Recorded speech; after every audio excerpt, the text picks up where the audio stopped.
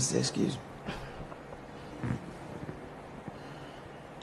All right, shalom, and welcome to another Bible study that Yahweh has enjoined unto us here in this body of Yahshua. My name is Esaac ben Israel, and I'm the elder priest of the United Congregation of Israel. And I'm joined here by Priest Mishael. Shalom, my Shalom, brother. Elder. All right, so we have a very interesting question that we're going to get into, and it's going to take a little bit of diving to deal with the whole part of this question. And that question is, why has Israel not become the house of prayer prophesied in Scripture? Within that, why has Israel not rebuilt a temple or reinstituted animal sacrifice? We have to first deal with the time that everything has been, happening. The state of Israel was so-called set up in 1948. That gives us 77 years that it has been in existence. That is 7 years longer than the Babylonian captivity. All right, so let's to put that in perspective. It has been a state 7 years longer than the Babylonian captivity. So with that in mind, let's first of all get some understanding about where the question comes from. So let's go to Isaiah chapter 56. Isaiah 56, and we're going to start this at verse 1. And the biggest part, I'm not a big fan of every one of these chapter headings, if you will, but this one says salvation for foreigners. And if you think about what's happening in Israel, it is the exact opposite. There are Christian settlers who are getting beat down in Israel. Even though all of this money is being sent to Israel, there's not any kind of acceptance of anything other than what the status quo is. And then you have to deal with who established the status quo. And it's interesting that, the Christians are sending so much money, but no one is discussing the harm that is happening to these individuals when they get there. Isaiah chapter 56, let's start this at verse 1.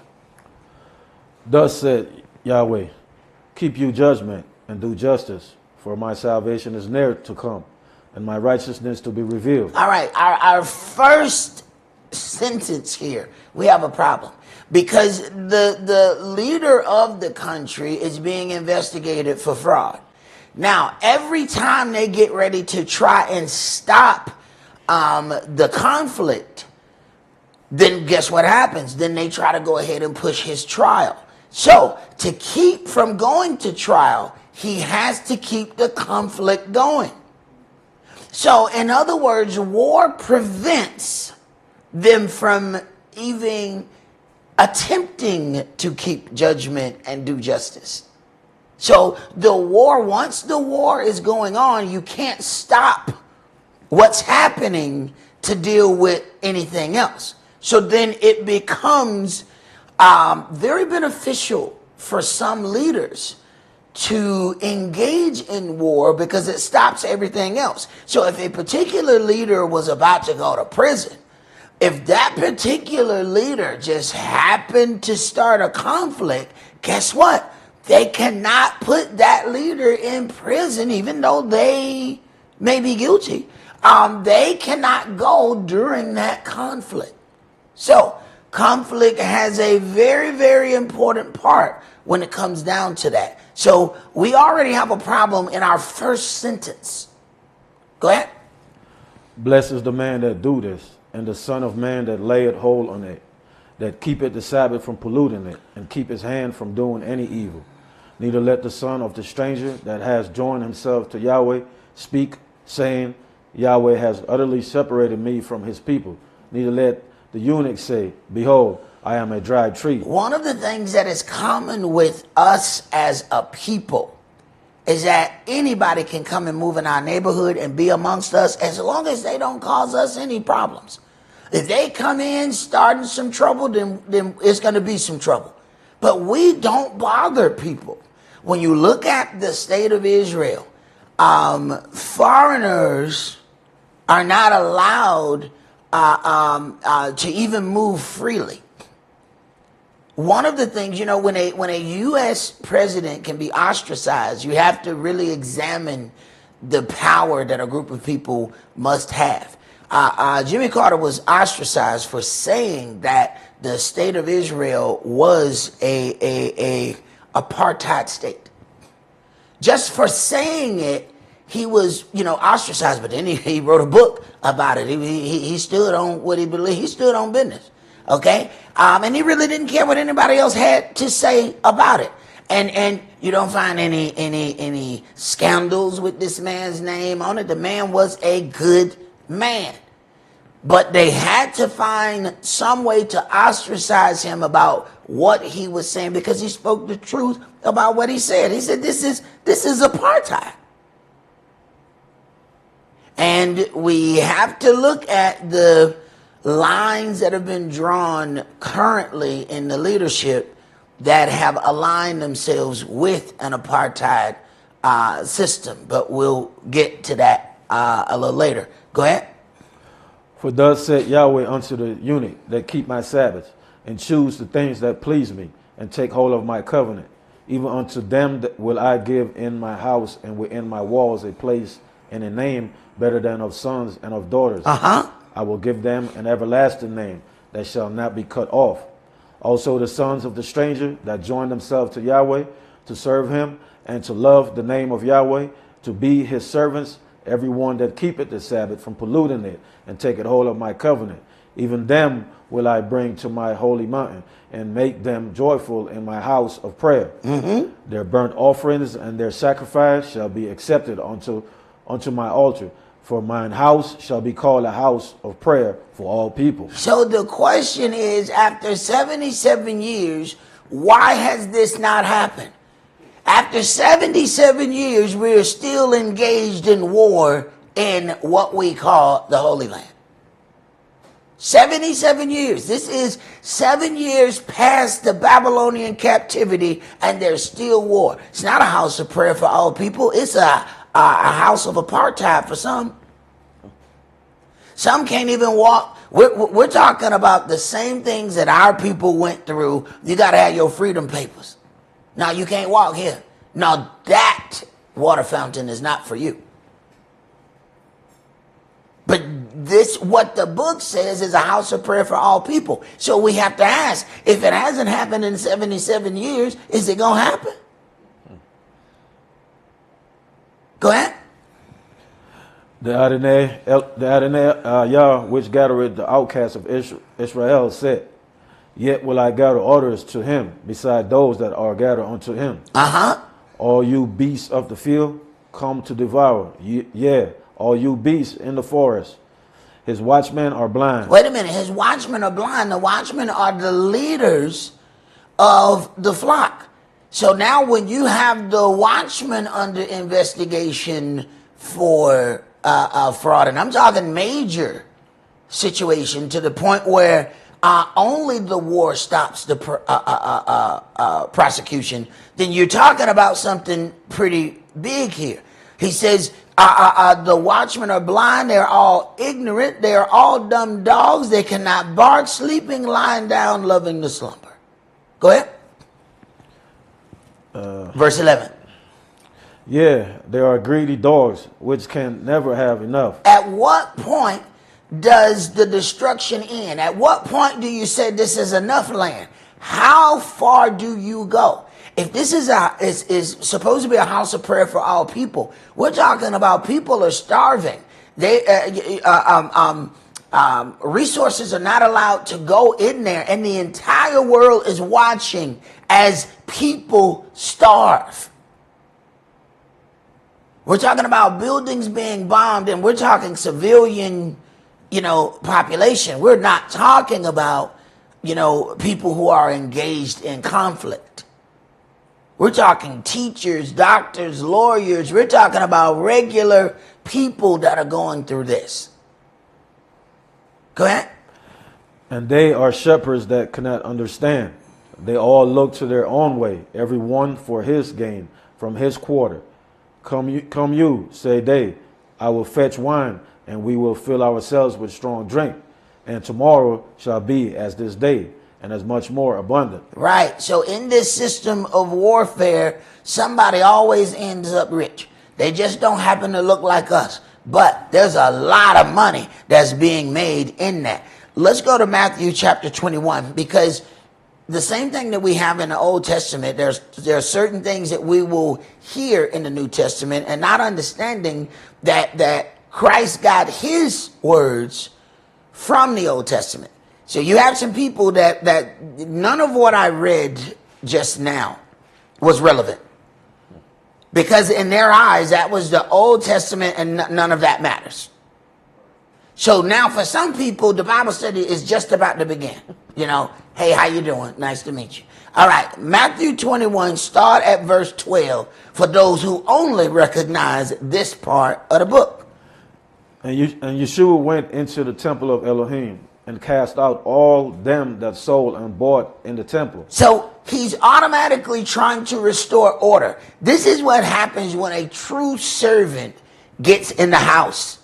He starts setting up order, and he does not care who feelings he hurts in the process. Go ahead.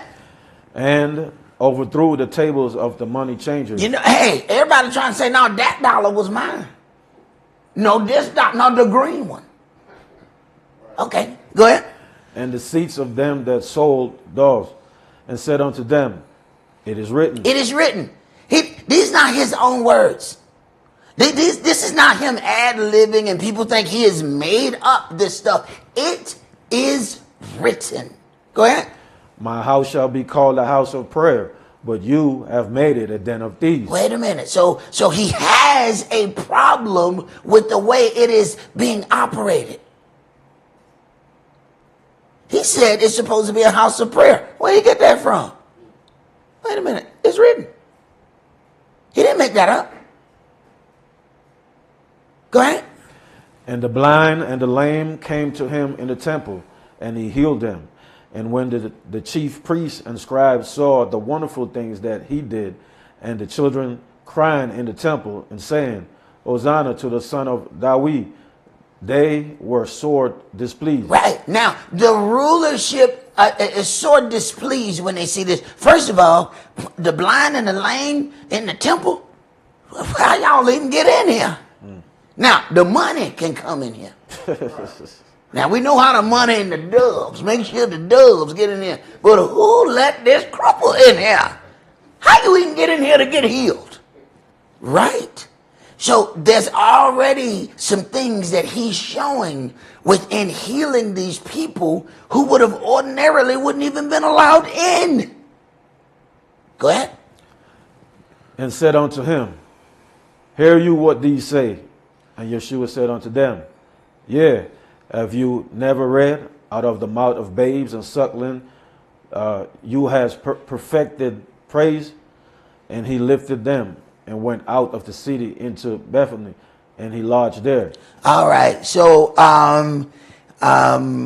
one of the things, too, that I think is a little connection, this next part, if you keep reading, is about how he cursed the fig tree that didn't have any fruit. If you look or listen to what is read constantly about the state of Israel, you're going to notice that they keep talking about the fig tree. And they will mention these things about the fig tree over and over. And when I start reading stuff like this, it lets me know that, wait a minute, Yahweh was dealing with things and not really letting us know that he's talking about this withered fig tree that has no fruit. I mean, it got money, but it doesn't have any spiritual fruit. All right? We're dealing with, at this point, 77 years. 7 years longer than the Babylonian captivity. All right, let's go to Jeremiah chapter 25. And you know, this is that thing that we say when we really ain't trying to deal with something. I was about to. I was just about to. Now we get told, look, didn't I tell you to clean up this room? You know what? Whenever we get caught, we were just about to do it. You know what? It's funny you should come in here, Mom. I was just about to. I don't know why you picked just this moment. Mama, you psychic. But I was about to, just before you came in. I was thinking to myself, I said, Sim, I said, what? I said, we should clean. Why? Because I think Mama coming. Right. Okay. All right, so Jeremiah chapter 25 and start at verse 8. Therefore, thus said Yahweh of hosts, because you have not heard my words, behold, I will send and take all the families of the north, said Yahweh, and Nebuchadnezzar, the king of Babylon, my servant, and will bring them against this land. All right, pause. My servant. It's hard for people to imagine that Donald J. Trump could be Yahweh's servant. I mean, if Nebuchadnezzar could, if he could be a servant used for something that Yahweh wants to do. I mean, he's punishing the people. He's taking the people out of their land and pushing them somewhere else. Yet he is a servant of the Most High because he's doing his bidding at that particular time. And we say there's no way that this could be. Here we go again, assuming that what's bad must not be Yahweh's will. Go ahead. And against the inhabitants thereof, and against all these nations round about, and will utterly destroy them, and make them an astonishment, and an hissing, and perpetual desolation. Moreover, I will take from them the voice of mirth, and the voice of gladness, the voice of bridegroom, and the voice of the bride, the song of the millstone, and the light of the candle. I will take from them the voice of happiness, the voice of gladness, the voice of the bridegroom, the voice of the bride. You think about all of the things that our people were made to do. Yahweh said, I'm going to take that. Go ahead. And this whole land shall be a desolation and an astonishment. And these nations shall serve the kings of Babylon 70 years. 70 years. All right, this is the whole punishment, 70 years. Israel has been a state for 77. And Yahweh was making a point here. All right? So then there's something that's supposed to be going on after this, after you've been separated from something and then you regain it. Your zeal is supposed to be on swole. All right? I mean, just separate us from a little while just from butter biscuits. Just butter biscuits. It ain't nothing fantastic. It's just biscuits with warm butter. That's all it is. Give us 70 years of no butter biscuit. The way we gonna do to that butter biscuit is gonna be criminal. All right? It's gonna be criminal what we do. Hide the chillinses for what we about to do to this butter biscuit. Absence makes the heart grow fonder. So then when you get a hold of it again, your zeal should at least start out on swole. Maybe after a while, everything lessens. But at the beginning, it should be immaculate. Okay, go ahead. Verse 12. And it shall come to pass when the 70 years are accomplished, that I will punish the king of Babylon and that nation, said Yahweh, for their lawlessness and the land of the Chaldeans, and will make it perpetual desolation. So he's going to use a nation to punish the children of Israel, but then afterwards he's going to punish that nation because they had no business putting their hands on his people. Yahweh confusing. You better make sure you're on the same side. Go ahead. And I will bring upon the land all my words which I have pronounced against it, even all that is written in this book, which Jeremiah has prophesied against all the nations. For many nations and great kings shall serve themselves of them also, and I will recompense them according to their deeds and according to the works of their own hands. For thus said Yahweh Elohim of Israel unto me, take the wine cup of this fury at my hand, and cause all the nations to whom I send you to drink it. And they shall drink and be moved and be mad because of the sword that I will send among them. Mm-hmm. Then took I the cup of Yahweh's hands and made all the nations to drink unto whom Yahweh had sent me. Now, wait a minute. All the nations have had a part in scattering the children of Israel. All those who did not receive slaves were in the part of transporting the slaves. All those who didn't transport and receive were those who were financing. Yahweh said, I'm getting everybody involved.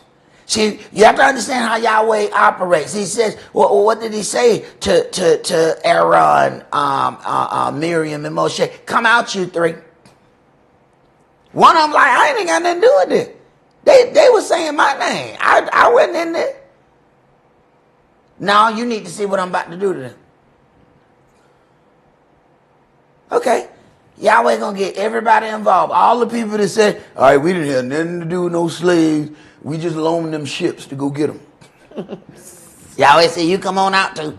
Come on out. Come on out. I see the ship with your name on it. Come on out here. Yeah, but we ain't even got no slaves. Stop talking. Come on out here. Come on, you about to get some too. Go ahead. To wit, Jerusalem and the cities of Yehuda and the kings thereof and the princes thereof, to make them a desolation, an astonishment, and hissing, and a curse, as it is this day.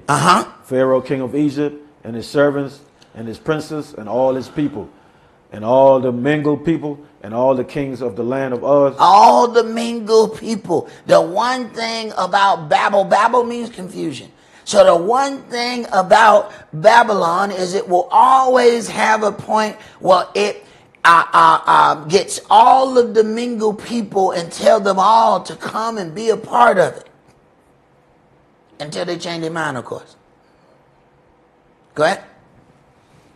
And all the kings of the land of the Philistines, and Ashkelon, and Ahaz, and Hekron, and the remnant of Ashdod. That's as far as I want to go. Let's go to Jeremiah chapter 29.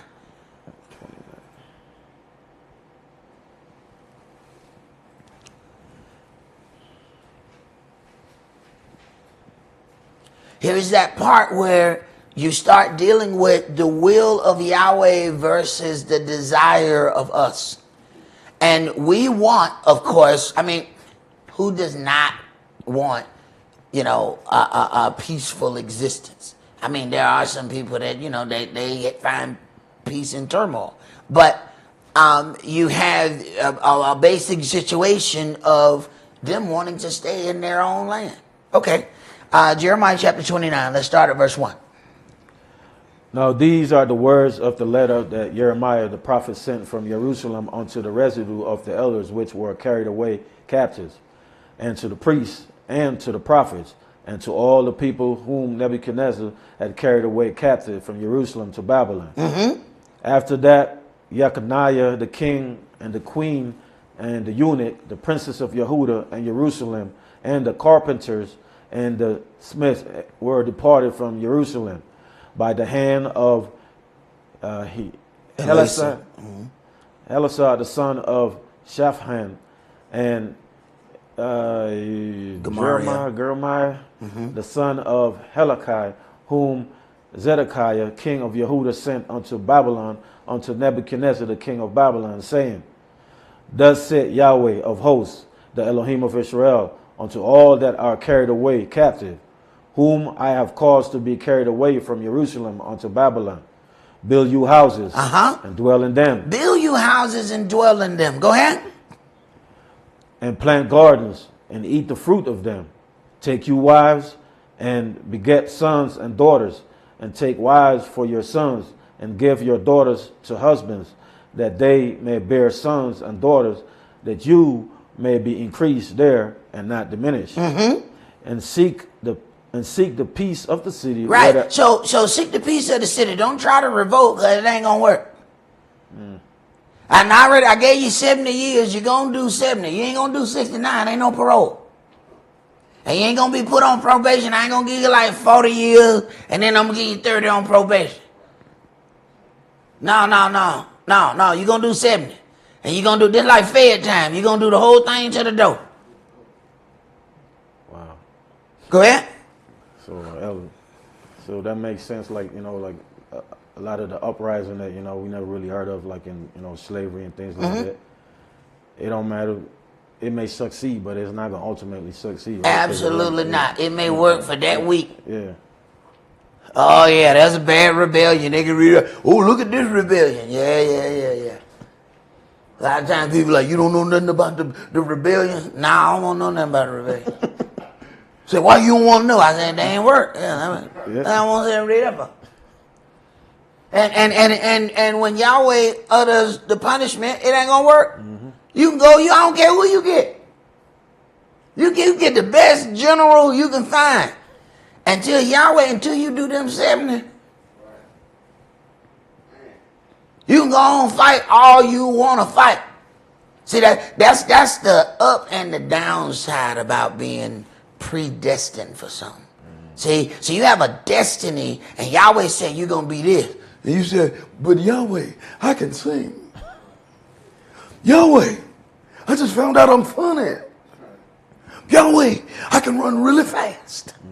So you got all these skills, and you said, I'm going to be all these things. And you're like, yeah, well, just let them try themselves out. They're going to keep running from club to club and audition. When they get tired, then we'll talk. But let them keep going.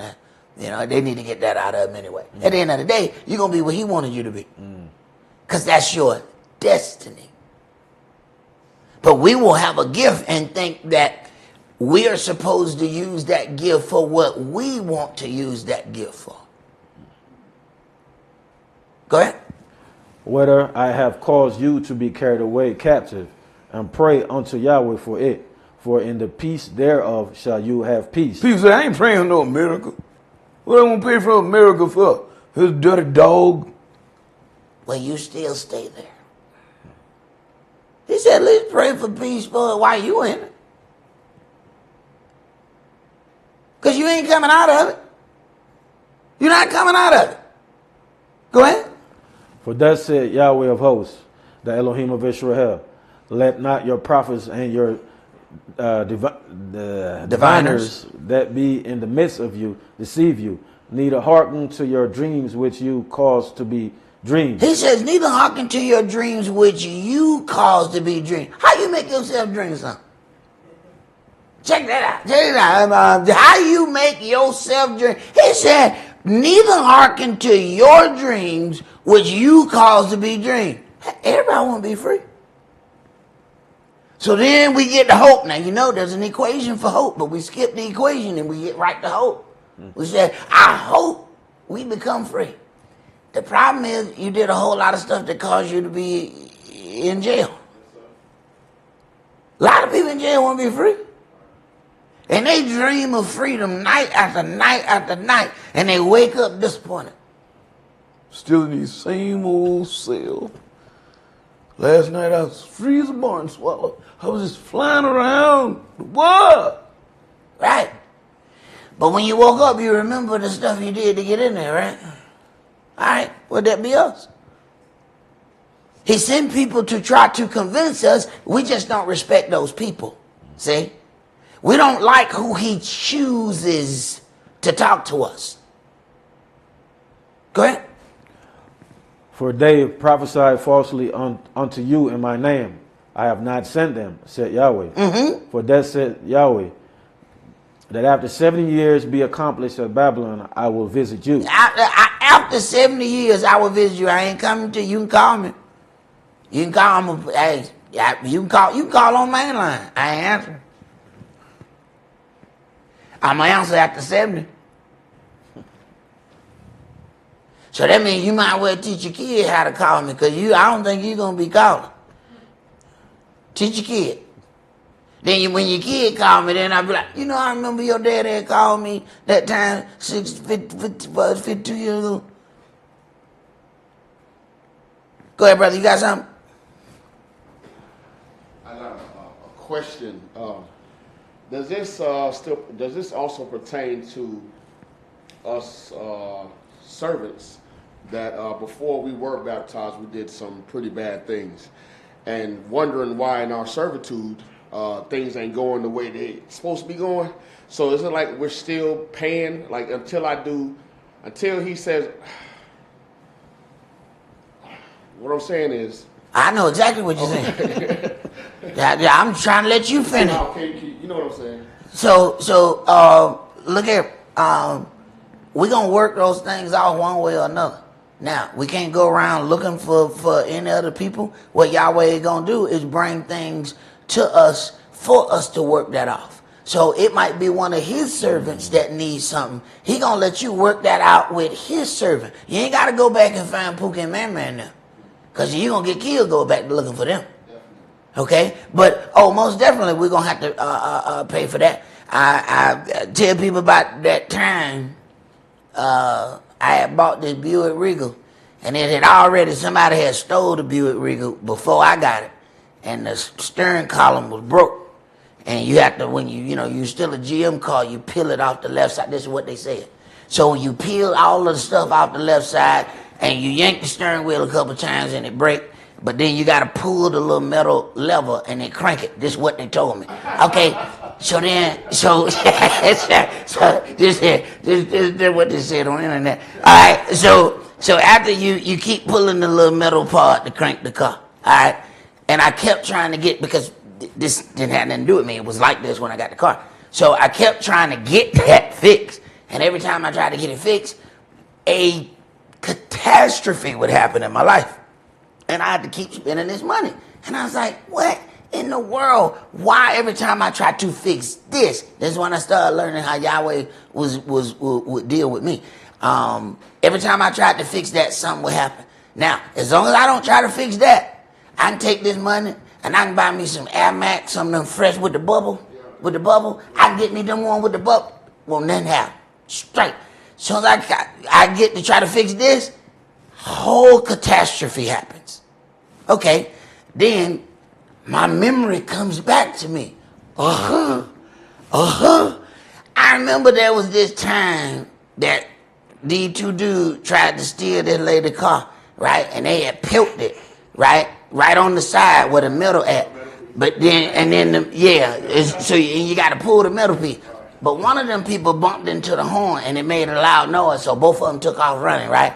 And then they was laughing. It was all funny to them until one of those people, their grandmama said, somebody tried to steal your aunt's car. I said, what? I said, where it was? She said, right down there at the street of the school. I said, say it ain't so. So then when I thought about to myself, I said, Self, you're not going to ever be able to fix this part, because this is the part that somebody had broke on another car when they was trying to steal it, and it didn't go right. I was never able to fix that. I sold that vehicle. It still had that same broke steering column on it when I sold it, years later. You can do whatever you got to do. Just understand, when the bill come due, you're going to pay it. Sometimes we don't recognize it because they make you pay it in installments. Mm-hmm. You know what I'm saying? Just put a little something down on it. I know you can't pay it all off, but just put a little something on it. All right. Just keep putting a little something on it. You'll pay it off eventually. All right, go ahead, brother. And perform my good word toward you, and causing you to return to this place. For I know the thoughts that I think toward you, said Yahweh, thoughts of peace and not of evil, to give you an expected end. Then shall you call upon me, and you shall go and pray unto me, and I will hearken unto you. And you shall seek me and find me, when you shall search for me with all your heart. And I will be found of you, said Yahweh. Mm-hmm. And I will turn away. When you search, even in captivity, even though you're in the midst of being punished, if you seek me with your whole heart. Problem is, we don't know what our whole heart is. See, we swear we see. I went to Bible study that time. You remember? You remember? It was Thursday. No, it was Wednesday. My bad. No, we don't even know what day it was. Yeah. But we swore we sought him with our whole heart. We don't even know what that is. See, he has to allow some things to happen to you before you even know what your whole heart is. You think you putting your all into something, you don't know what your all is. And you don't get to your all under your best circumstances. Now, here we go.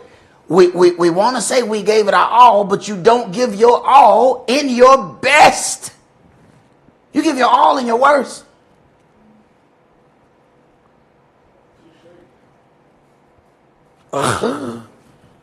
Okay, go ahead, bro. And I will turn away your captivity, and I will gather you from all the nations and from all the places whither I have driven you. Mm-hmm. Wait a minute. All the places, plural. So there are going to be places that these people have been scattered to for their punishment. Go ahead. Said Yahweh, and I will bring you again into the places whence I caused you to be carried away. Wait a minute. He ain't telling us we're going to heaven. He said, I'm gonna send you back to the place that I took you from. That's your paradise. But somebody has given us a different paradise. They've given us heaven. They've given us a paradise that we actually got to die to go to. Yet when you get to the valley of dry bones, the bones is dead. The bones come alive. We trying to die so we can get to paradise. He is bringing us back to life to get us to paradise. We said, in case I got to die. What? That's not our path. That's somebody else's path. Go ahead. Because you have said, Yahweh has raised us up prophets in Babylon. Know that thus said Yahweh of the king that sitteth upon the throne of David, and of all the people that dwelleth in this city, and of your brethren that are now gone forth with you into captivity. Thus said Yahweh of hosts, behold, I will send upon them the sword, the famine, and the pestilence, and will make them like vile figs. Wait a minute. Remember I keep telling you about that fig tree? Start looking at some of those sites and see how many times you hear them talking about the fig tree. All right? Yahweh got some old fig tree parables himself. You ought to check out a few of his. Go ahead. That cannot be eaten. They are so evil. And I will persecute them with the sword, with the famine, and with the pestilence, and will deliver them to be removed to all the kingdoms of the earth. He said he's going to remove them to all the places in Germany. Is that what you read? Ain't what I read. No. Surely, what version is that? What version? Is this King James? Yeah, this. Yeah. Is this? Okay, so I will remove them into all the counties. And no, it ain't counties? Kingdoms. It's not counties? Yeah. Okay. All right, go ahead. To be a curse. Wait a minute. To be a curse. The one thing that people don't want to hear. Curse and Israel at the same time. Go ahead. And an astonishment and hissing and a reproach among all the nations whither I have driven them, because they have not hearkened to my words, said Yahweh, which I sent unto them by my servants the prophets, rising up early and sending them. But you will not hear, said Yahweh. Yeah, all we have to do is decide. We find one thing that we don't like about an individual. All right, and we're looking and we study hard. So you look at anybody long enough, you can find something against them that you don't like. And then you take that one thing that we don't like, and then we use that to go against every message that they've ever spoken. That's the game we play. We can find somebody, Martin Luther King was a womanizer. It had nothing to do with them damn white and black toilets. So now something wrong with that message? That message wasn't right? Right. See, that's the game that gets played on us, and the game get played on us so much, then we start playing the game on each other. Go ahead. Hear you therefore the word of Yahweh, all you of the captivity, whom I have sent from Jerusalem to Babylon.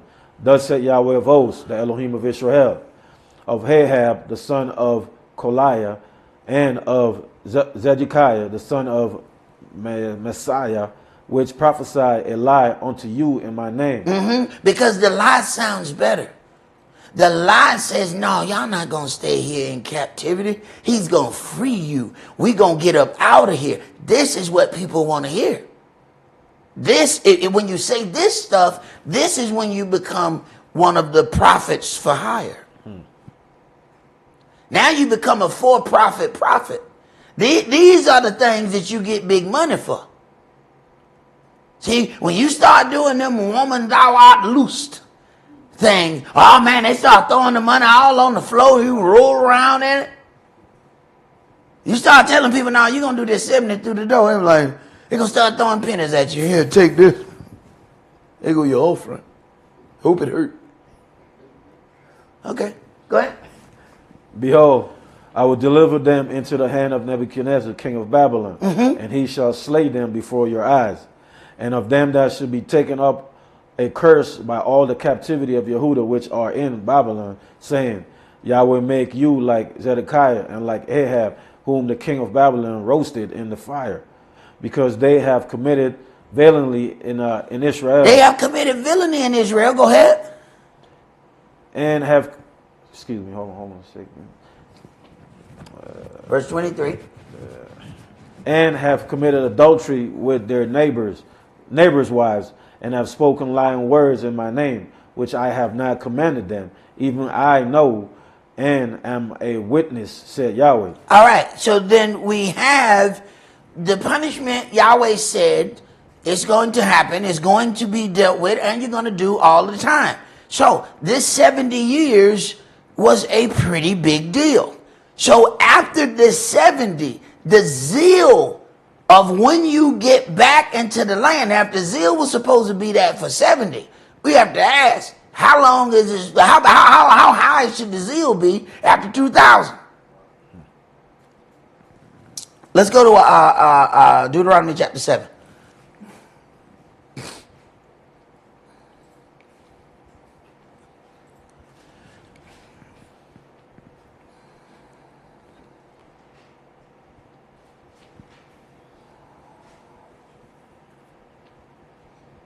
Deuteronomy chapter 7 and start that at verse 1.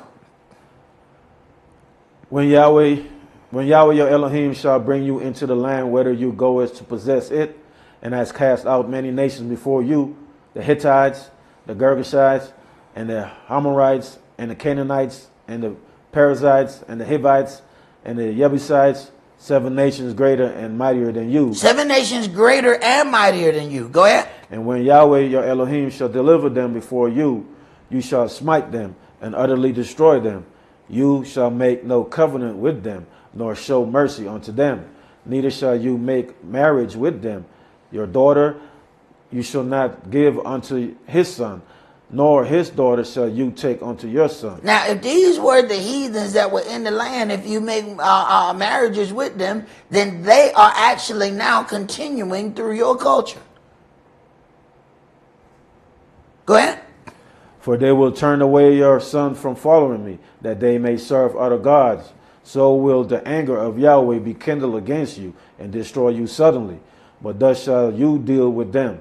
You shall destroy their altars, and break down their images, and cut down their groves, and burn their graven images with fire.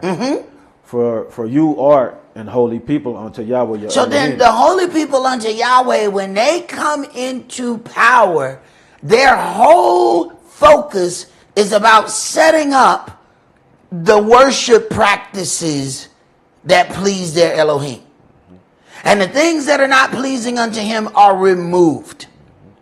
Every good king that was called the son of David got into power and started removing all wickedness. Go ahead. Yahweh your Elohim has chosen you to be a special people unto himself, above all nations that are upon the face of the earth. Yahweh did not set his love upon you, nor choose you, because you were more in number than any people, for you were the fewest of all nations. But because Yahweh loved you, and because he will keep the oath with which he had sworn unto your fathers, as Yahweh brought you out with a mighty hand, and redeemed you out of the house of bondmen, from the hand of Pharaoh, king of Egypt. Right. And you find Yahweh keeps removing the children of Israel from bondage.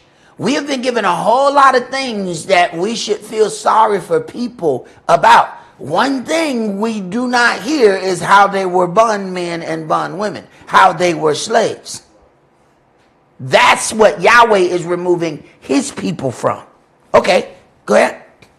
Now therefore that Yahweh your Elohim, he is Elohim, the faithful Elohim, which keepeth the covenant and mercy with them that love him and keep his commandments to 1,000 generations. So there's some that love him and keep his commandments. There's some people that just say, I love the Lord. Well, they love him. And now they got the love. They just won't keep the commandments. See, this is a two-part thing, a love and keep. A whole lot of people say they love. And we'll throw out love in a minute. We love our dog. We love our cat. We love our car. I love these rims. Look at these rims. Look at these shiny, baby. Look, they sparkle in the light. I love this paint job. We love everything. But then there's the part that come after that. Love and keep. See, it's the keep part that we have a problem with. Says, you know what? I love myself some Keisha Johnson. But I ain't finna keep Keisha Johnson. Wait a minute. So you all right with the love, just not all right with the keeping. All right. Okay. Go ahead. Verse 10. And repay them that hate him to their face, to destroy them. He will not be slack to him that hated him. He will repay him to his face. You shall therefore keep the commandments and the statutes and the judgment which I command you this day to do them. All right, so then there's a real push to follow these things, to get rid of all of these wicked things. All right, let's go to 2 Kings chapter 23.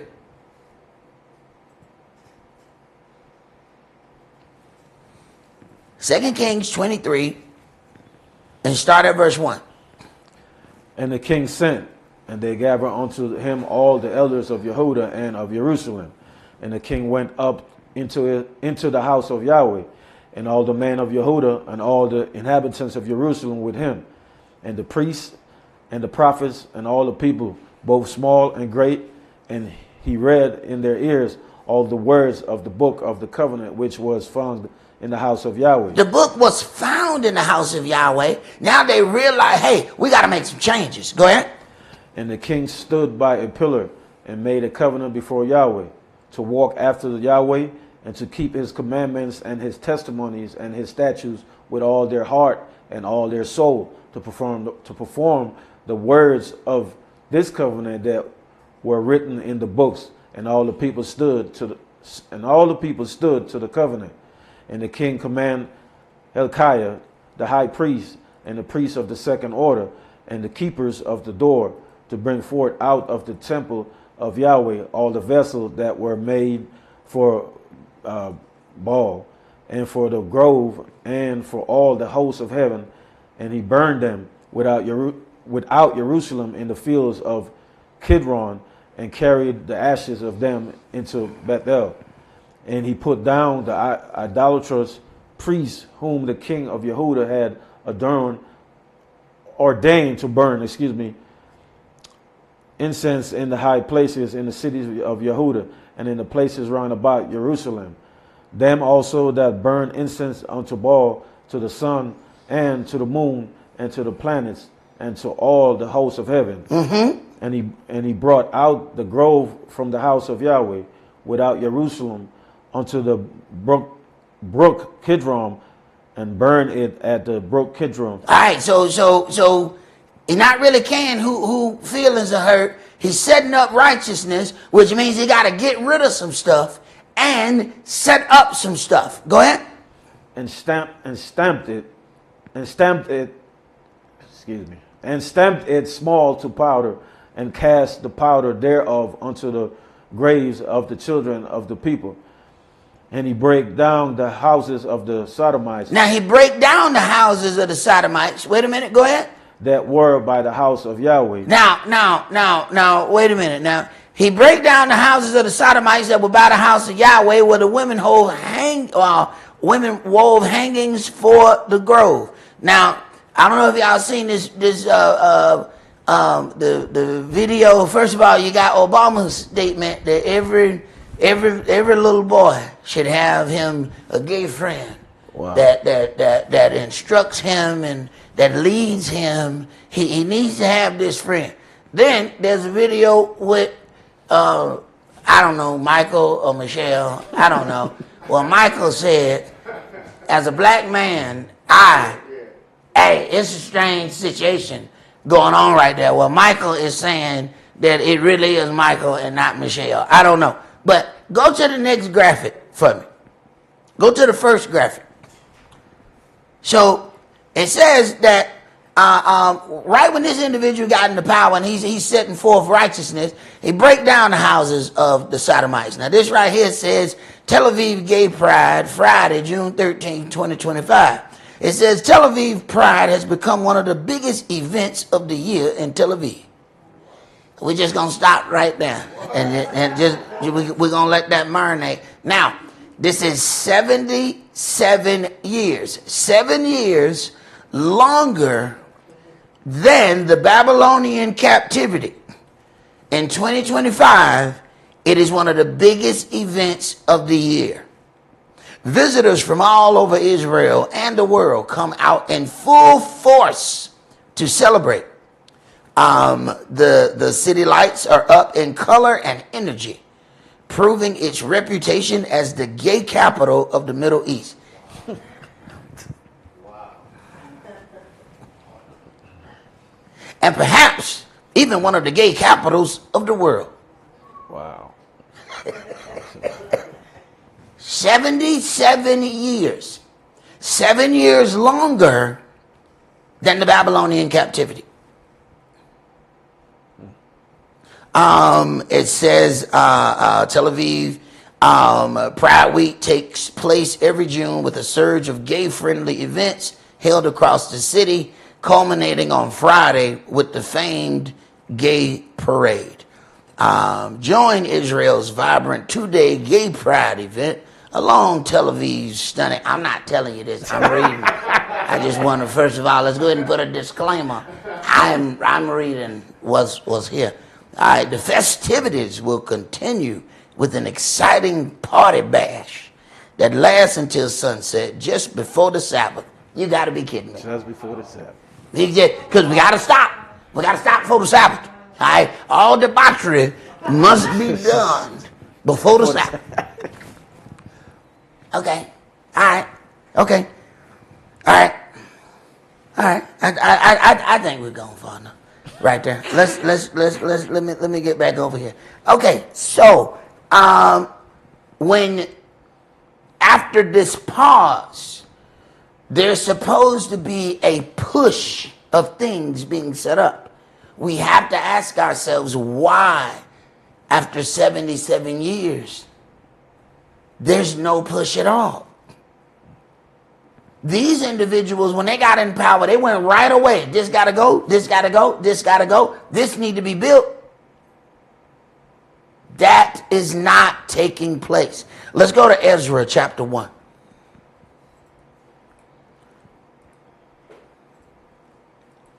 And at some point we have to ask ourselves, why? Why is this not taking place? And how much time, if you have all the money in the world, you have billions. It's not a money thing. What is it?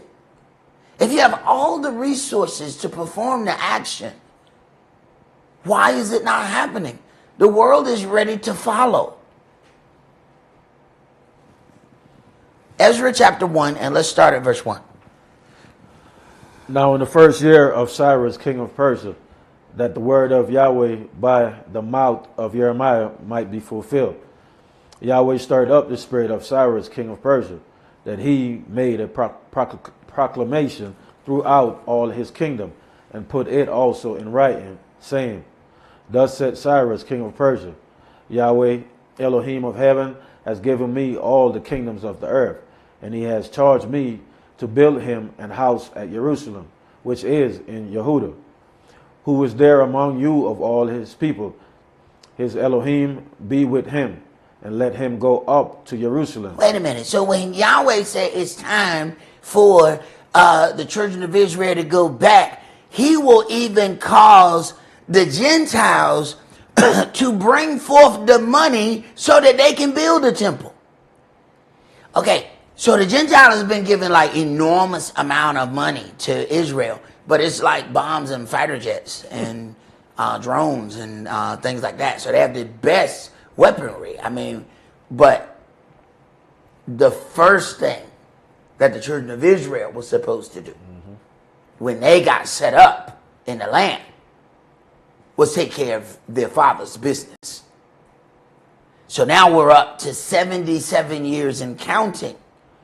There's a lot of money. There's just not any business of Yahweh's being handled. Go ahead. Which is in Yehuda, and build the house of Yahweh, Elohim of Israel. He is the Elohim which is in Jerusalem. And whosoever remaineth in any place where he sojourneth, let the man of his place help him with silver and with gold and with goods and with beasts, besides the freewill offering for the house of Elohim that is in Jerusalem. Then rose up the chief of the fathers of Yehuda and Benjamin, and the priests and the Levites, with all them whose spirit Elohim had raised to go up to build the house of Yahweh, which is in Jerusalem. So then when Yahweh tells them, all right, your captivity is done. All right, now it's time to get back to the things that got you put out in the first place. You don't get a 77-year buffer to say, you know what? It's funny you should come back here, Yahweh. We were just about to clean this up. I was almost... It's funny. You should come here today. Okay, go ahead. And all they that were about them strengthened their hands with vessels of silver, with gold, with goods, and with beasts, and with precious things, besides all that was willingly offered. Also Cyrus the king brought forth the vessels of the house of Yahweh, which Nebuchadnezzar had brought forth out of Jerusalem, and had put them in the house of his God. So wait a minute. You have Gentiles returning things that they stole. Come on, man. I'll show hands. What the hell they do that at? Come on, man. When have you ever seen Euro Gentiles come back and say, I stole this from you? Now, use this and put it back up in the house of your God. It was over there on the mantle. Put it over there. And then y'all had this other little thing, this curvy thing, and then this gold piece was sitting on top of that. But y'all got to build that thing because I set it on fire. So y'all need to rebuild that thing, and then you can put this gold piece back on there. When you went, what they do that at? Okay, so Yahweh was serious about it. His people were serious about it. So when they got an opportunity to come out of whatever bondage or whatever problem they was in, they went straight to dealing with Yahweh's business. All right, we had 77 years so far. All right, I'm checking my watch. We had 77. Go ahead. Verse 8. Even those did Cyrus, king of Persia, bring forward by the hand of Mithredath, the treasurer, and numbered them unto Sheshbazzar. I said that right? Sheshbazzar, the prince of Yehuda. And this is the number of them: 30 chargers of gold, 1,000 chargers of silver, 9 and 20 knives, 30 basins of gold, silver basin of a second sort, 410, and other vessels of 1,000. All the vessels of gold and of silver were 5,400. All these did Sheshbazzar bring up with them of the captivity that were brought up from Babylon unto Jerusalem. So in other words, Yahweh just made them hold your stuff. He said, all right, the Gentiles got a bank. We're going to put this in the bank of the Gentiles. But now when it's time, when you're free, boom, here go all your stuff. Go over there and set it up. Now, if this is how Yahweh has operated in the past, we have to ask ourselves, what is happening now? With billions of dollars floating around, what is the problem? There's something. So I wanna pause there, and I wanna go back to that. But there's some things that we have to, consider, because if indeed the children of Israel have gone through all of those things, their zeal is going to be really enormous, because they connect all of their trouble to what they have done. So now they want to make sure they don't go through that trouble, so they correct that. Well, we have to ask ourselves, why has that not happened? Is that because they know that their trouble has nothing to do with their worship? Maybe that trouble had to do with something else.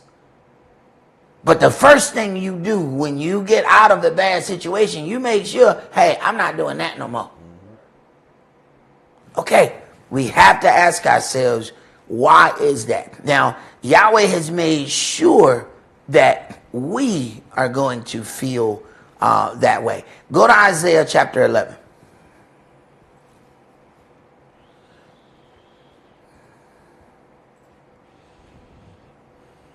Isaiah 11, and I want you to start at verse 11.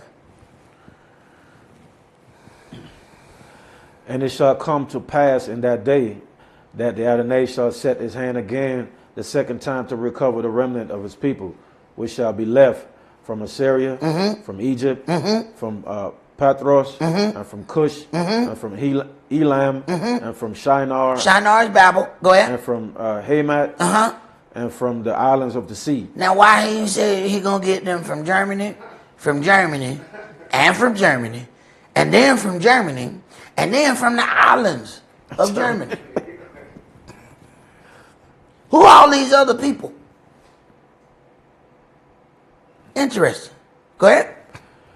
And he shall set up an ensign for the nations, and shall assemble the outcasts of Israel, and gather together the dispersed of Yehudah from the four corners of the earth. Now, how did these people become outcasts, and how did they get dispersed all over the earth?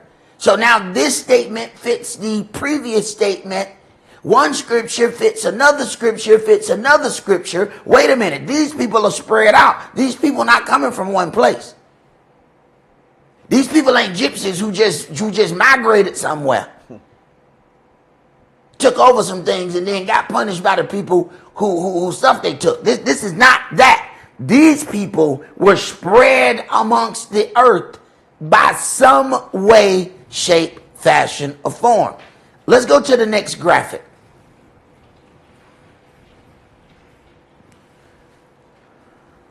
All right. Now, I looked at something, and it was talking about the Statue of Liberty, and how, I'll be honest with you, I ain't never wanted to visit it. People say, go visit the Statue of Liberty. I have absolutely no reason whatsoever. And it's interesting, because the Statue of Liberty was made for us. And when you don't know that, you don't know that. That tablet that's in her hand, it was supposed to be a broken chain. They took that out. They said, no, we don't want that imagery about the broken chain. That was the original part of what was supposed to be on the statue, because the whole part of what was put together was supposed to be for this abolishment of slavery. They said, no, we can't do that. We can't show the chain. Go to the next graphic. They said, all right, well, we'll keep the chain by the foot. This is the part of the statue that nobody sees. Nobody knows that she is shackled She has shackles on her feet. That is the broken chain that is at the base of the Statue of Liberty. We are what liberty is about. They made it so we have absolutely no connection to liberty. The whole thing about liberty is you. Now wait a minute. If there was some other group of people who would have gone through all of these things in this book, surely there should be, like, do they have a Statue of Liberty in Germany? They don't? I never see. You never seen that? Who even been to Germany? Anybody been there? All right. We got one in the crowd. I've been to Germany. I think Staffeldugen. All right, then say what your man said. Okay, all right. So, what's interesting is, I saw some things that I was, scrolling through my phone, and I said, all right, I got to go look this up. Go to the next graphic. Because one of the things, and this is official government website, there's a little bitty thing at the very top left that you can't really see. And for somebody to see it, they had to completely blow up the page. All right, go to the next graphic. Now, if you look at that flag in the very top left, so we had to blow that up so you can see it. That flag only has 9 stars on it. And I had to go look at it to see, if this really says, what it says. All right, and why 9 stars? And, hey, we're in the process of making America great again. So go to the next graphic. All right, so these are the flags of the Confederate States of America. And they have various flags there based on what they had in their union. Go to the next graphic for me. And then we have the one that has 9 stars, which is their second flag. So they only had that first one for a year or so.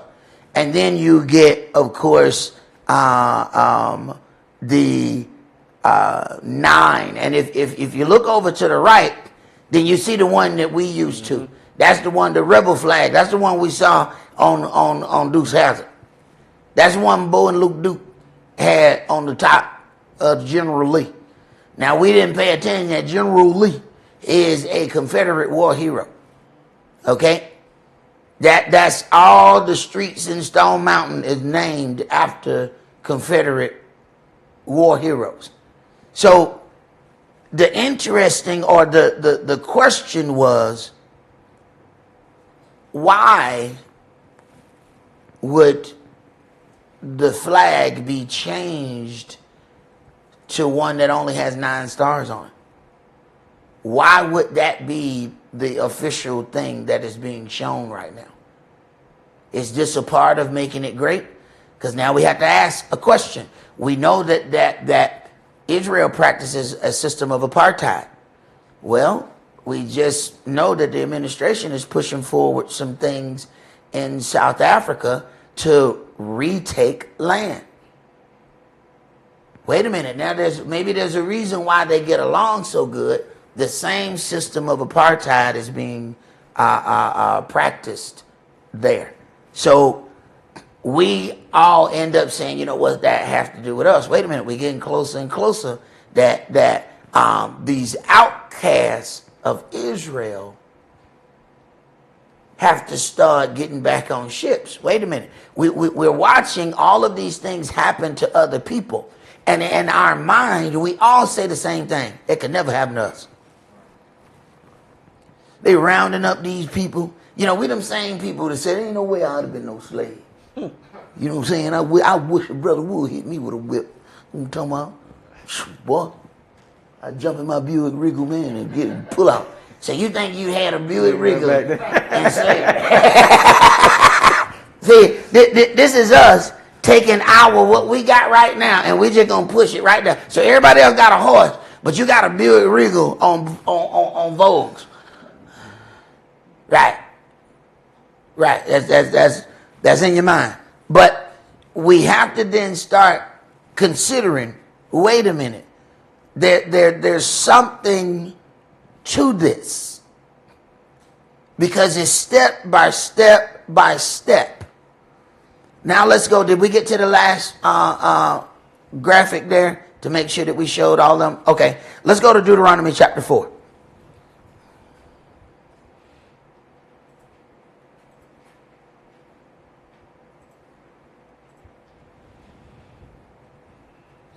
Deuteronomy chapter 4, and I want you to start at verse 25.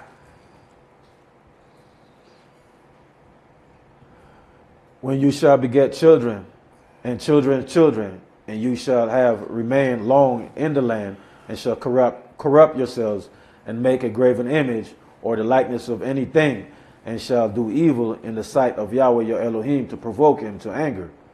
I call heaven and earth to witness against you this day, that you shall soon utterly perish from off the land whereunto you go over Jordan to possess it.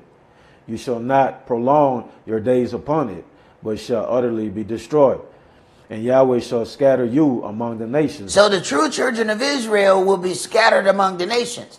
The true children of Israel are not going to come from one place. Go ahead. And you shall be left few in number among the heathen. There is a reason why they like to use the term minority.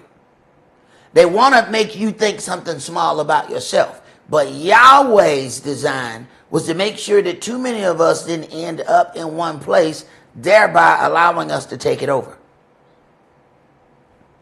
So it is a design of his to make sure that we were spread out.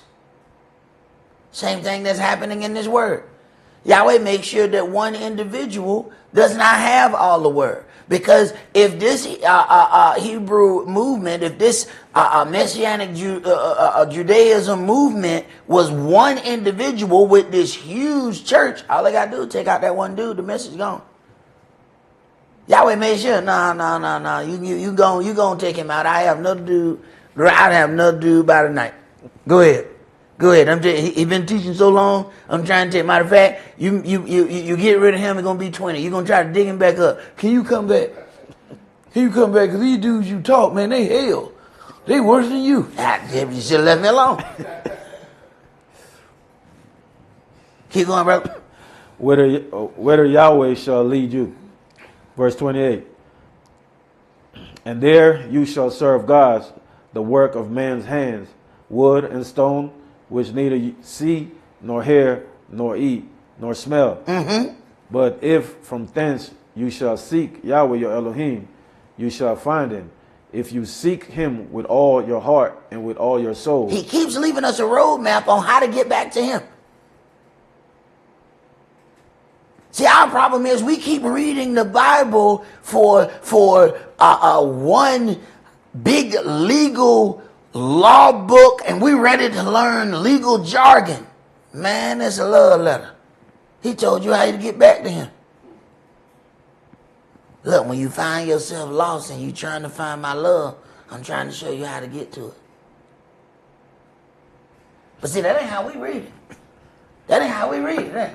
See, we so busy trying to figure out this or trying to do that, you don't realize he left you a love letter. Go ahead and light the candle. Get you know what I'm saying? Get that good wine. Put it in the cup. Put your pinky out. Let's go ahead and read this thing. Let's find out how to give our love back. Go ahead. When you are in tribulation and all these things are come upon you, even in the latter days, if you turn to Yahweh your Elohim and shall be obedient unto his voice. Now he already knew when it was going to happen. He said when you are in tribulation. Because you know, when everything going good, you ain't going to know it, brother. Y'all know us. When everything going good, you can't call nobody. Oh no, we don't know nobody. But I tell you what, let us start having problems. When you think we pray the most? Let everything go good. All the bills paid. All the cars got rimmed. Motorcycle too. We ain't praying. What we praying for? What did old twisted rapper say? I'm the kind that pray for something and then go get it. Yep. He said he answered his own prayer. Okay. But let things start going bad for us. I bet you after that Kendrick song came out, that brother started praying. He started praying then. Okay. That tribulation and turmoil make you change some things. Once again, you don't give your all in your best of time. If he's expecting when you get to a point and you search for Yahweh with your whole heart, oh no, you got to dig deep to find your whole heart. See, I mean, everybody can get to the top of it. You know, I mean, I love you like this. I mean, this is a little corner up here in the, you know, I love you like this much. That much right there. But now to get down here, you realize how much stuff you got to get through? You know how much stuff you got to tear up to get to the bottom of your heart? People will tell you, I love you from the bottom of my heart. Let me tell you something. Now, some people know what that means. Some other people don't. You had to tear up something to get to the bottom. I don't know how you think you got to the bottom. See, some people think, no, I just went around the kidneys.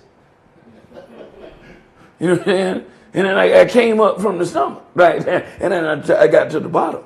No. You have to tear up some stuff to get to the bottom of the heart. Okay, go ahead. Verse 31. For Yahweh your Elohim is a merciful Elohim. He will not forsake you, neither destroy you, nor forget the covenant of your fathers which he sware unto them. For ask now of the days that are past, which were before you, since the day that Elohim created man upon the earth, and ask from the one side of heaven unto the other, whether there has been any such thing as this great thing is, or has been heard like it. Did ever people hear the voice of Elohim speaking out of the midst of the fire, as you has heard and lived? All right, let's go to Deuteronomy chapter 30. Deuteronomy chapter 30, and we're going to start at verse 1. So then, now this Statue of Liberty with the broken chain, the daughter of Babylon, all of this is making sense now. But we were told to have no connection with these things. Deuteronomy chapter 30, and let's start at verse 1. And it shall come to pass, when all these things are come upon you, the blessing and the curse. Now see, this is what all we want to hear about when it comes down to Israel is blessing. All we want to hear about when it comes down to us is blessing. And we have made a equation that equals blessing equal money. So first thing we do, we get a car, blessed. Blessed. We say blessed every kind of way. Cause making it financially to us is the equivalent of a blessing. But he said the children of Israel gonna have the blessing and the curse. Why is it nobody wants to discuss this curse? Because then you're gonna have to discuss some things that happened or that didn't happen. Because he was very, very pinpoint accurate about the things of the curse. And there are things that have happened to other individuals, although horrible. I don't try to change whether something is horrible or not. The problem is, it ain't in this book. And he says, I tell the ending before the beginning.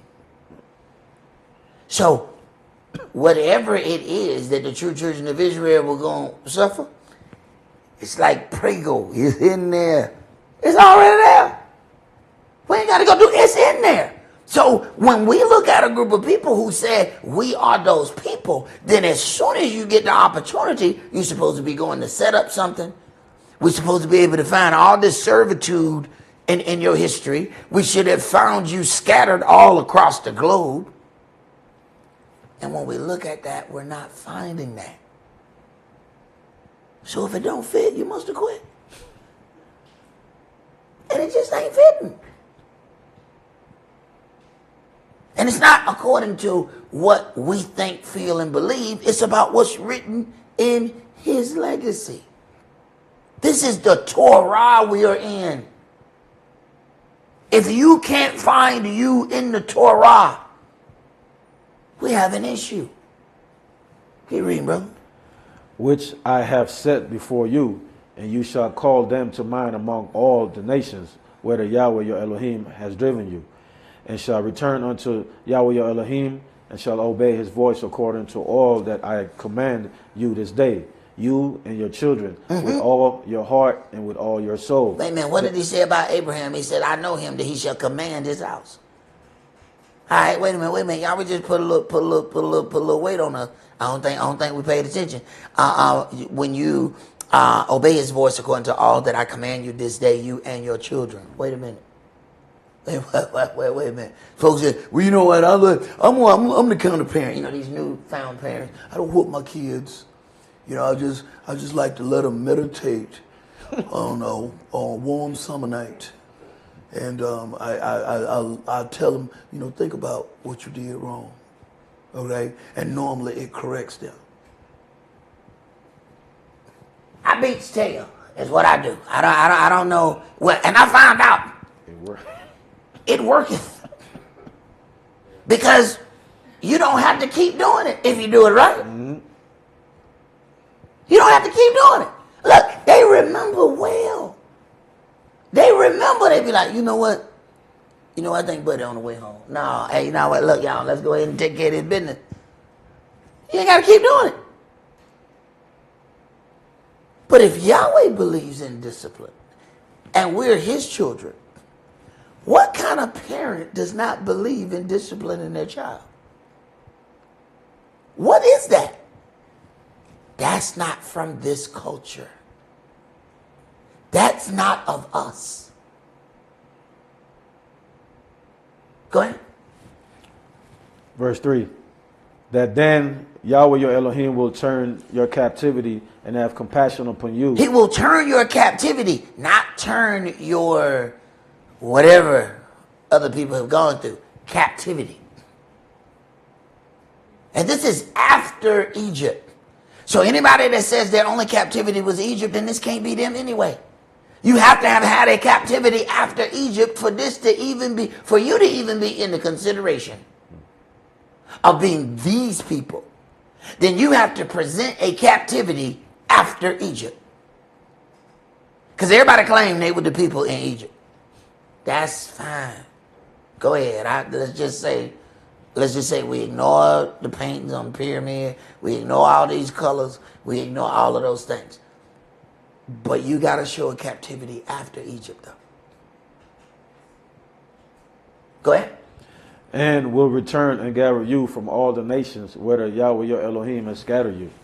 If any of your, if any of you be driven out unto the outmost parts of heaven, from thence will Yahweh your Elohim gather you, and from thence will he fetch you. There ain't no place where the children of Israel have been shipped that he ain't gonna go get you.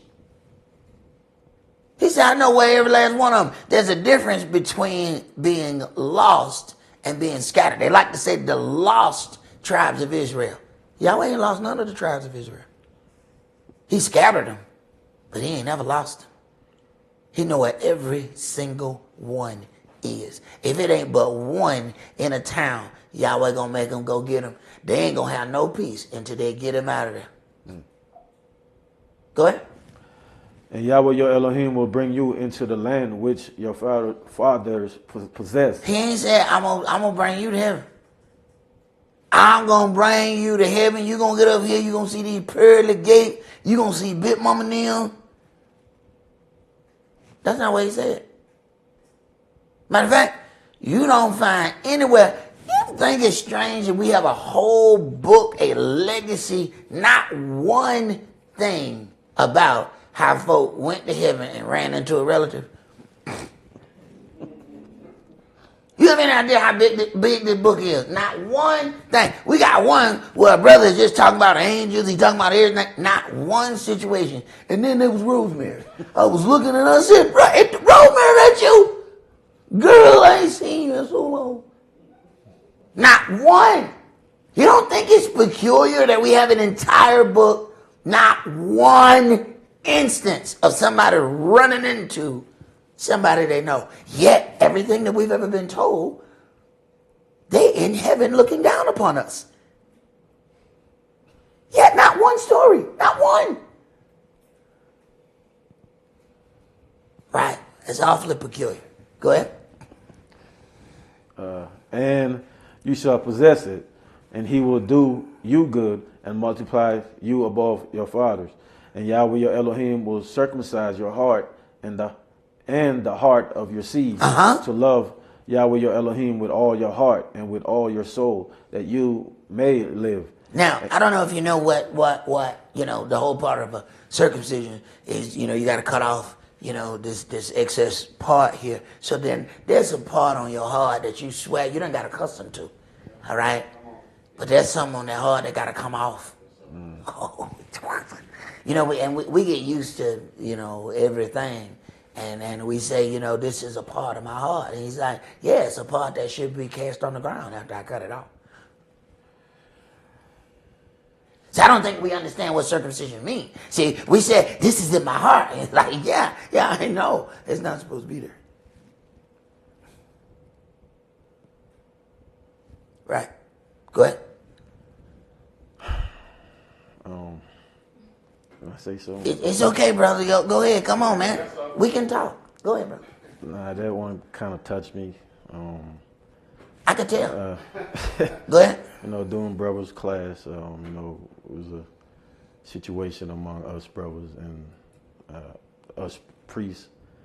And, it was mainly me that was triggered. And, I was triggered and I didn't know I was triggered. But, when I calmed down, I asked Yahweh to help me out, where is this coming from? And, I realized that, it was really hurt from a past event. And I was like 18. I was in the military when this happened. Mm-hmm. And, I thought the stuff was over. But it ended up coming out and it came out the wrong way. And it came out at the priest. But, it wasn't at the priest. Mm-hmm. But it was at the priest, if that makes sense. Right. And, just reading this and even meditating on the whole thing that happened, man, is like, it's a lot of things that we, being out here in captivity, that we put in here.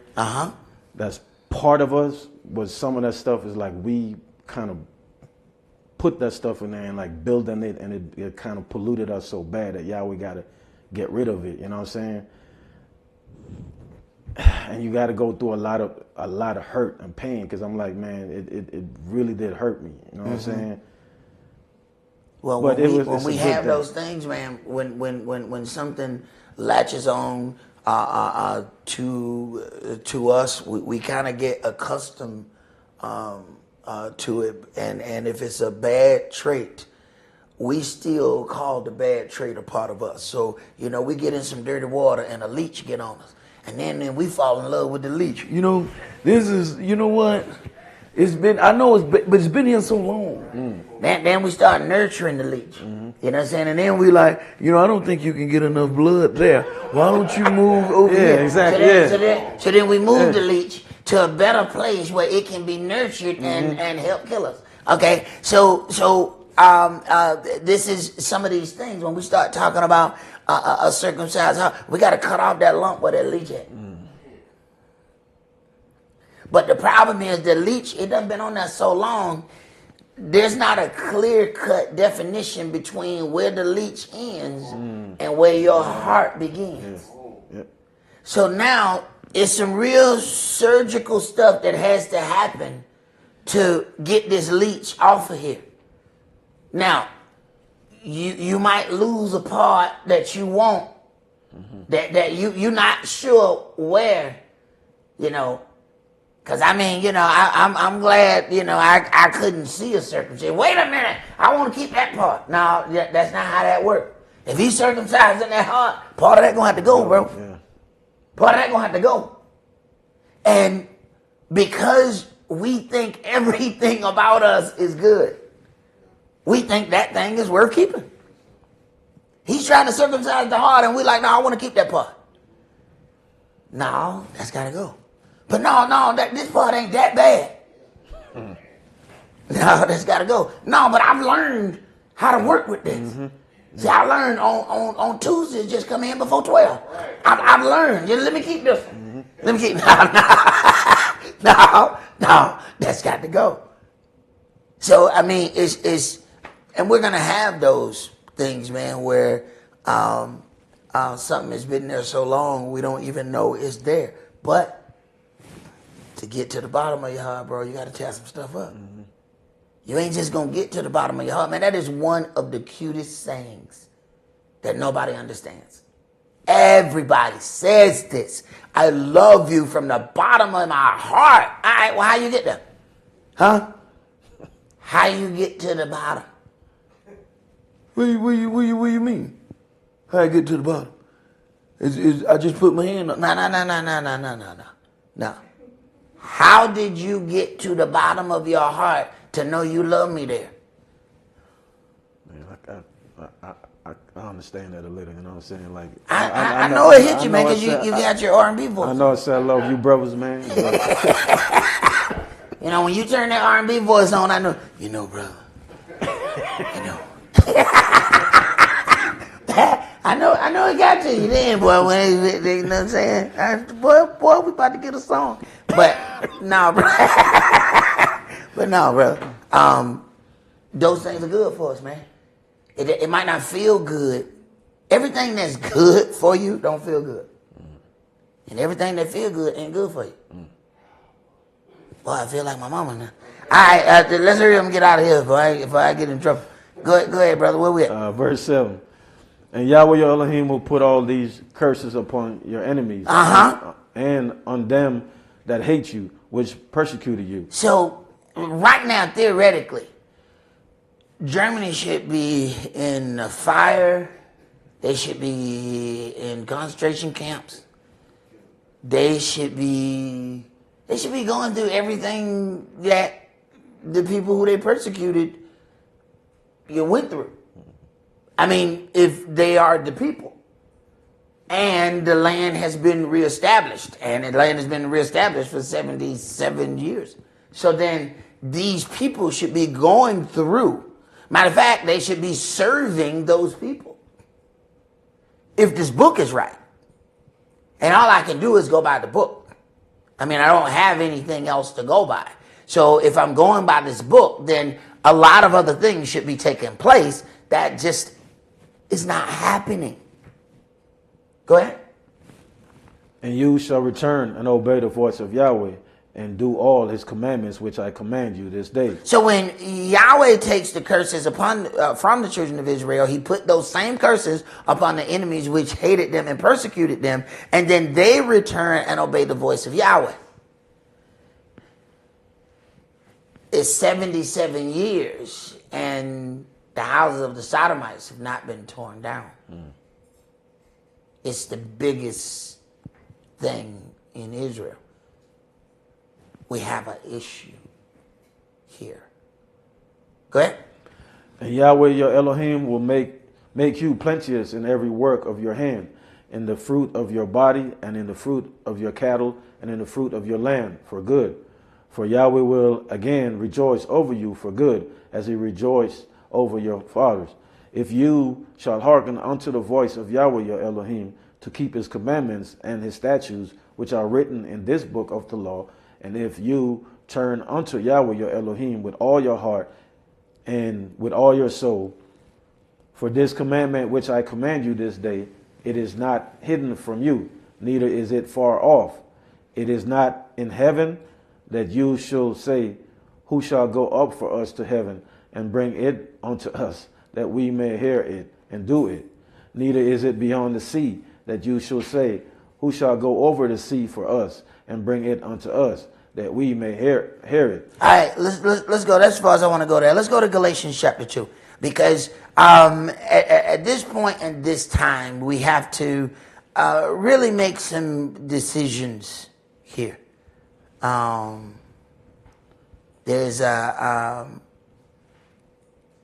part here that we read not too long ago, but I want to get to another piece of this. Galatians 2 and verse 14. Start right there. But when I saw that they walked not uprightly according to the truth of the gospel, I said unto Cephas before them all. Now, listen to the question. Go ahead. If you, being a Yehudim, liveth after the manner of Gentiles, and not as do the Yehudim, why compellest you, the Gentiles, to live as do the Yehudim? Now, we're going to have to slow this down. But when I saw that they walked not uprightly according to the truth of the gospel, I said unto Cephas before them all, if you, being a Jew, live after the manner of the Gentiles don't have animal sacrifice, they do not have circumcision, they are able to deal in the righteousness of the law without having to go by the letter of the law. And not as the Jews. The Jews, it says you are Jew and rest in the law. And your boast is made of Elohim, all right, in the law. Why compel you the Gentiles to live as do the Jews? Wait a minute. You ain't doing animal sacrifice. You have a better sacrifice in Yahshua. Why are you trying to make them live by what you don't even live by? All right, now we have to wonder if there is something here. Keep reading. I want to read a few more lines here. Verse 15. We who are Yehudis by nature and not sinners of the Gentiles, knowing that a man is not justified by the works of the law. The man is not justified by the works of the law. All right, now, but we're going to get there. Keep going. But by the faith of Yeshua the HaMashiach. Wait a minute. He's not justified by the works of the law, animal sacrifice, but by the faith of Yeshua the Mashiach.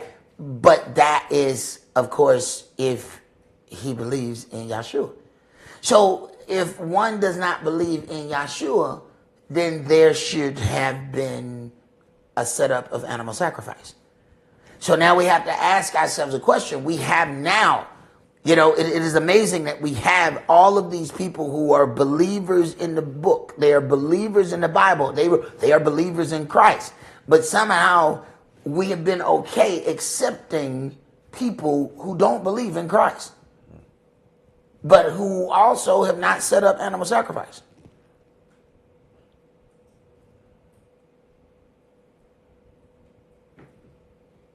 Go ahead. Even we have believed in Yeshua the HaMashiach that we might be justified by the faith of, that we might be justified by the faith of HaMashiach and not by the works of the law. For by the works of the law shall no flesh be justified. All right, so by the works of the law shall no flesh be justified. Now, I want to go and read something, because sometimes Yahweh ends up dealing with something and he's just giving you a snippet. I want you to go to 2 Chronicles chapter 26.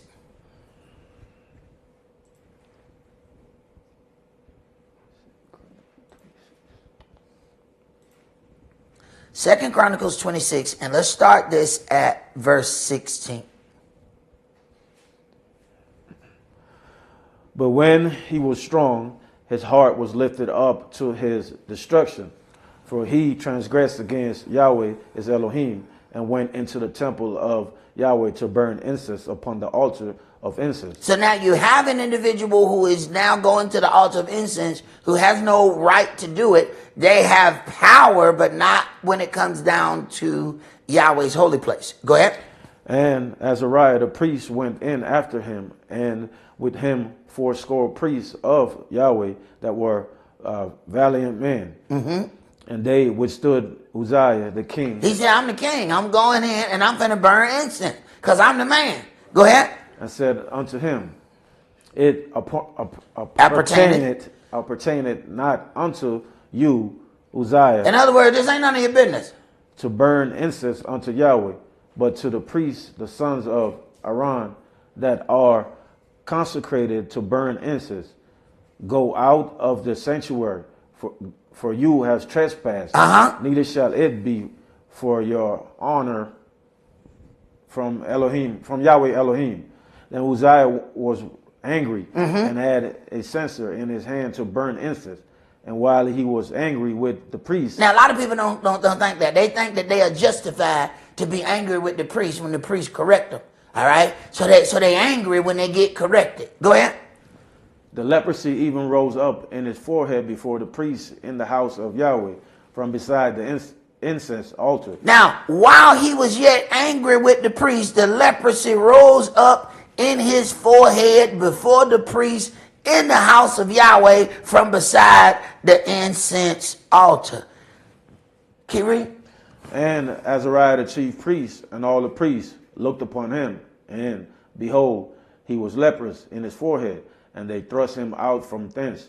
Yea, himself hasted also to go out, because Yahweh had smitten him. And Uzziah the king was a leper unto the day of his death, and dwelled in a several house, being a leper, for he was cut off from the house of Yahweh. Now he can't go in the house at all. So he forced himself to go in. Yahweh be dealing with some deep stuff. So he forced himself to go in, tried to take control of the house.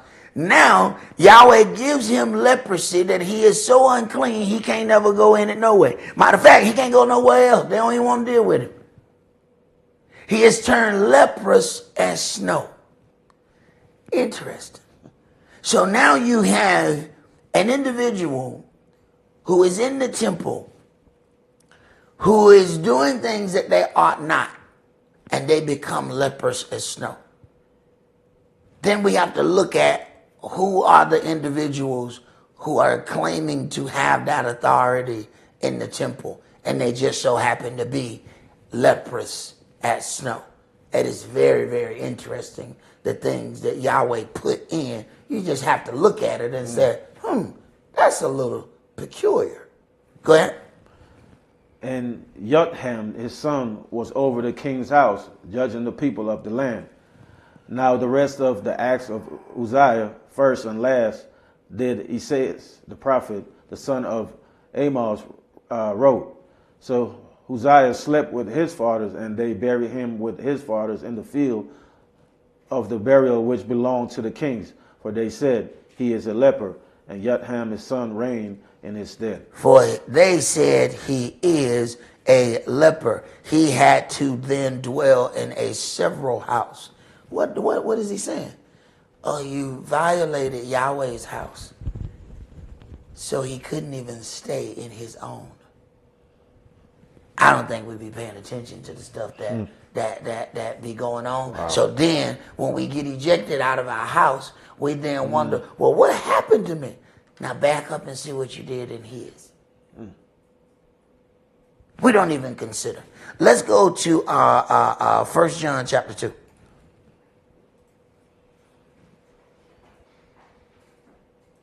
First John chapter 2, and let's start at verse 18.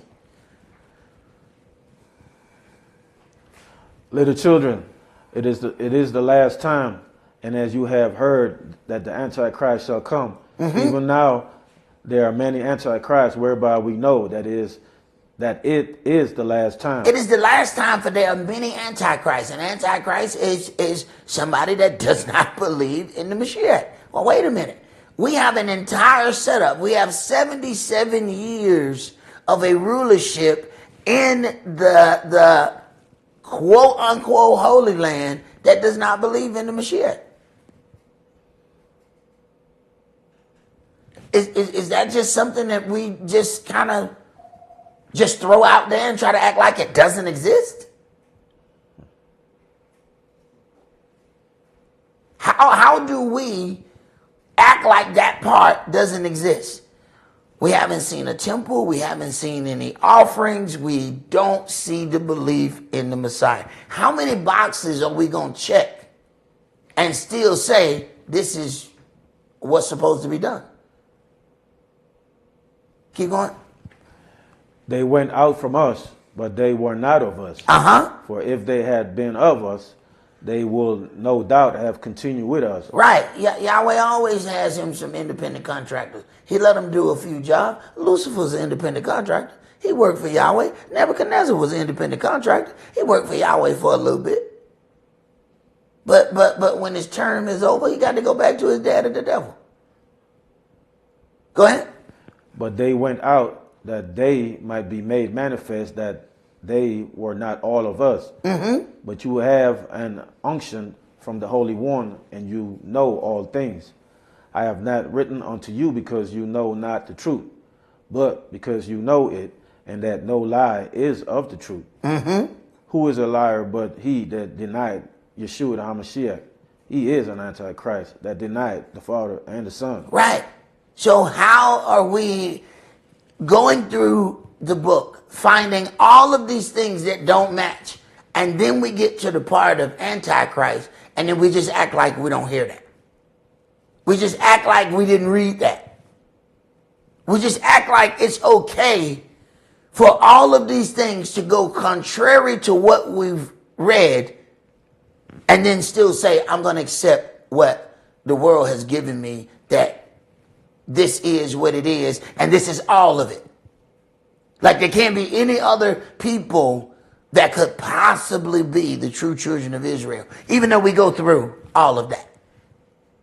At some point, we have to ask ourselves a question.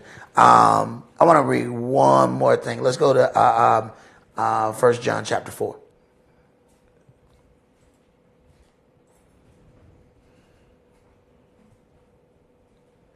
Start at verse 1. Beloved, believe not every spirit. Believe not every spirit. Everything you hear ain't right. This is epiphany for some of us. Because there's sometimes I get a thought and I chastise myself. Like, boy, stop it. But some of us be like, oh, man, I had that thought. It must be right. Because I had it. Okay? Believe not every spirit. Because some of them come and whisper, hey, I bet you won't do that. I bet y'all won't either. Go ahead. But try the spirits, whether they are of Elohim. All right, now wait a minute. We got to start. Wait a minute. We don't even try nothing. All right, well, hold on. Let me examine whether or not you come from Yahweh or the devil, because I know he know me too. See, we want to think that, Yahweh is the only one that know us. Wait a minute. The adversary of the devil knew Job. He said, of course I know. Have I considered your servant Job? I bet you got a hedge on it. I've seen him all the time. I go over by his house. He got the 2 houses on the hill. He got the little place down there at the bottom of the hill with all the animals and stuff. I've seen him. But you put that fence over there. Remove that fence. Let me go over there. Let me touch him. But he always knew him.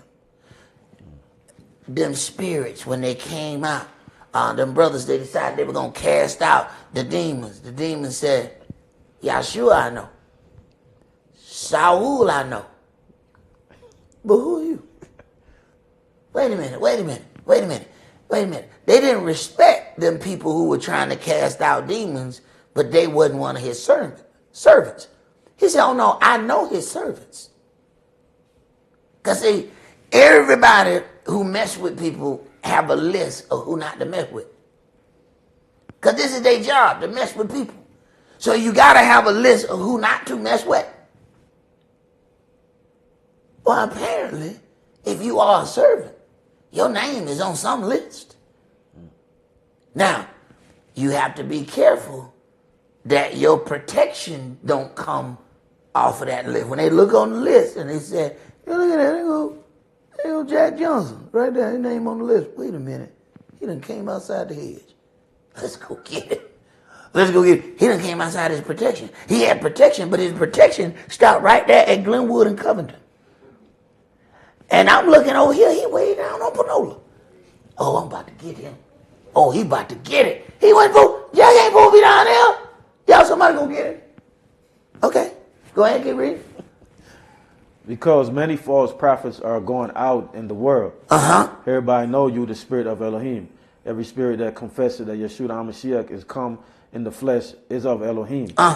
And every spirit that confess not that Yeshua HaMashiach is come in the flesh is not of Elohim. Well, wait a minute. We didn't have to ask ourselves. Let's go right in the land. Stand in the middle of the land. Ask the people about Christ. Now, you better have you some protection when you ask that question. Especially if you're going to stand in that land. Because they're going to beat the stew out of you when you do. Then you ask yourself, is this of Elohim? You be the judge. That's all that we're going to do for tonight. Let's leave out with the prayer. We're going to rise and face the east.